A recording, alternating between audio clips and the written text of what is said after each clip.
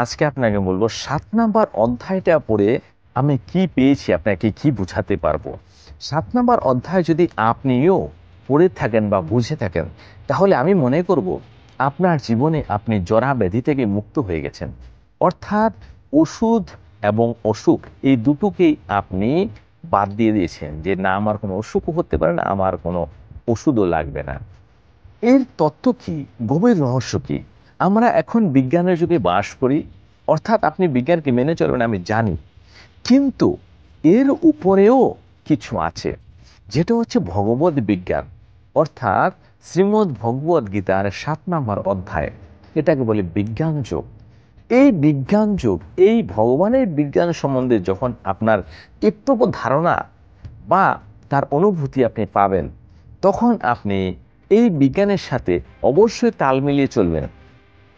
কিন্তু কোনো কিছু সিদ্ধান্ত আসার আগেই আপনার নিজের মনের মধ্যে আনন্দ অনুভূতি পাবেন, এবং সেটা আপনি বুঝতে পারবেন যে পরিণামটা হয়তো আপনিও হিসাব লাগিয়ে নিয়েছেন যে কী হতে পারে এর পরিণাম, এবং সেটাই হবে। এটা হচ্ছে ভগবানের বিজ্ঞান, অর্থাৎ শ্রীমদ্ ভগবদ গীতার বিজ্ঞান যোগ। যদি এই অধ্যায়ে না পড়ে থাকেন এখন অবধি, খুব ভালো করে পড়ুন, খুব ভালো করে বুঝুন। কেননা এখানে বলা হয়েছে একটা শ্লোকের মধ্যে যে এটা যদি তুমি জেনে যাও, এরপরে জানার কিছু বাকি থাকবে না। তাহলে আপনি ভাবুন কত বড় কথা বলেছেন। ভগবান শ্রীকৃষ্ণ যেই ব্রহ্মাণ্ড তৈরি করেছেন, এই ব্রহ্মাণ্ড সৃষ্টির আদি থেকে এই নিয়ম চলে আসছে। এই নিয়ম যতদিন সূর্য চন্দ্র নক্ষত্র, এই অগ্নি বায়ু সমস্ত কিছু থাকবে, এই পৃথিবী থাকবে, এই নিয়মই চলবে। এই নিয়মের বিরুদ্ধে কোনো কিছু যাবে না। অর্থাৎ আপনি বলতে পারেন আপনি কলিযুগে বাস করছেন, আপনি আধুনিক যুগে বাস করছেন, আপনি এখন মডার্ন যুগে বাস করছেন, সব কিছু ঠিক আছে, কিন্তু ভগবত বিজ্ঞানের উপর তা না। চালাচ্ছে কি বিজ্ঞান? চালাচ্ছেন কি আপনি আমি? না, চালাচ্ছে ভগবানের সৃষ্টি করতে যে নিয়ম বেঁধে দিয়েছেন, সেই সিস্টেমে সেই নিয়মেই চলছে। আপনি মানছেন না, সেই জন্য আপনার সাথে এরকম দুর্দশা দুর্গতি হচ্ছে। যে মানছে বুঝছে, সে তার মতোই চলছে এবং তার কিছু হচ্ছেও না। না হলে আপনি দেখুন 245 জন যে প্লেনের মধ্যে ছিল, একজনই তো বাঁচলো। তো কারণ কি? এর নিচে অনেকগুলো লোক চাপা পড়েছে, আগুনে ঝলসে গেছে।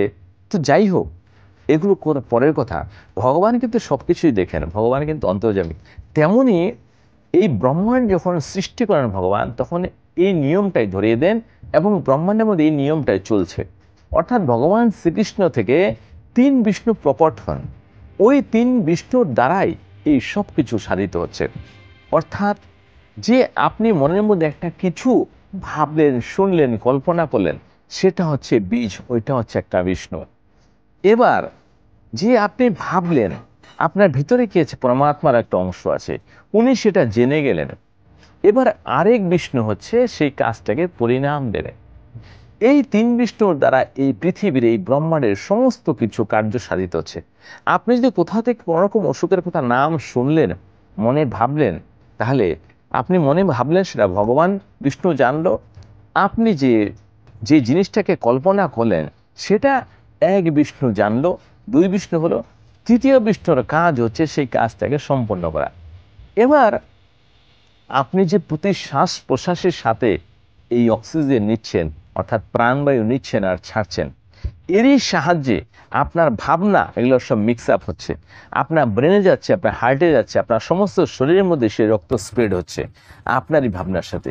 আপনার শরীরের মধ্যে রোগ আসতে কোনো বেশি সময় লাগবে না, কিন্তু সেটাকে ডিস্ট্রয় করতে, ধ্বংস করতে বা আপনার শরীরকে সুস্থ করতে সময় অনেক বেশি লাগে। কেননা আপনি তো ওই প্রকৃতির মধ্যে পড়ে আছেন, ওই সায়েন্সের জগতে, ওই বিজ্ঞানের জগতে পড়ে আছেন, যেটা কি বিজ্ঞান প্রমাণ করে দিচ্ছে যে এত লোকের হচ্ছে, তো আপনার কেন হবে না? কিন্তু বাস্তবে কিন্তু ভগবত বিজ্ঞান আলাদা। যে জিনিসকে আপনি নিজে বলবেন, সেই জিনিসকে আপনার শরীরের মধ্যে আসতে বাধ্য। Tata, bye bye. চ্যানেলটাকে সাবস্ক্রাইব করে দিন।